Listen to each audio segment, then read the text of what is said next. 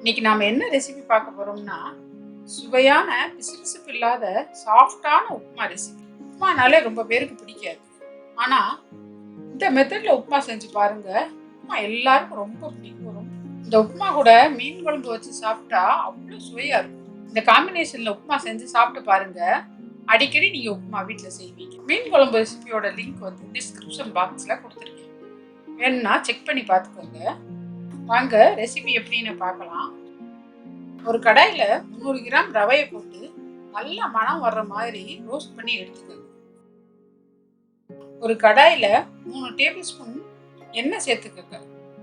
நான் தேங்காய் எண்ணெய் சேர்த்து தான் செய்றேன். தேங்காய் எண்ணெய் சேர்த்து செஞ்சா டேஸ்ட் ரொம்ப நல்லா இருக்கும். எண்ணெய் சூடானதும் 1 டீஸ்பூன் கடுகு சேர்த்து, கடுகு வெடிச்சதும் 1.5 டீஸ்பூன் கடலைப்பருப்பு சேர்த்து 2 இன்ச் இஞ்சியை பொடி பொடியா நறுக்கி சேர்த்துக்கணும். கொஞ்சம் கருவேப்பிலை, 2 காஞ்ச மிளகாய், 5 கீரின பச்சை மிளகாய் சேர்த்து கடலைப்பருப்பு பொன்னிறம் ஆற வரை நல்லா கலந்து விடணும். உப்புமாவுக்கு தாளிப்பை கருக விடாம பக்குவமா வதக்கி எடுத்துக்கணும். எண்ணெயில நம்ம போட்ட பொருட்களோட ஃப்ளேவர் எல்லாம் வர்ற மாதிரி வதக்கி விட்டுக்கணும். 1/4 கப் நீளமா நறுக்கின சின்ன வெங்காயத்தை சேர்த்து பொன்னிறமாகிற வரை வதக்கி விடுங்க.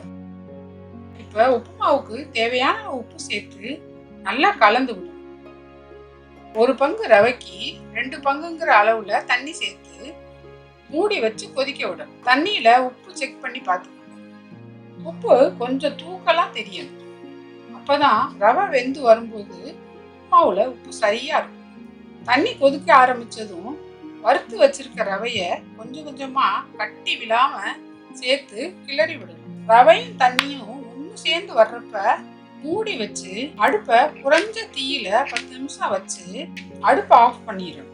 மூடியை திறந்து மெதுவா கிளறி விட்டு எடுத்தா சுவையான உப்புமா ரெடி. இந்த ரெசிபியை கண்டிப்பா ட்ரை பண்ணுங்க. இந்த வீடியோ பிடிச்சிருந்தா லைக் பண்ணுங்க, ஷேர் பண்ணுங்க, கமெண்ட் பண்ணுங்க. டேஸ்ட் வித் தமிழை சப்ஸ்கிரைப் பண்ணிக்கோங்க.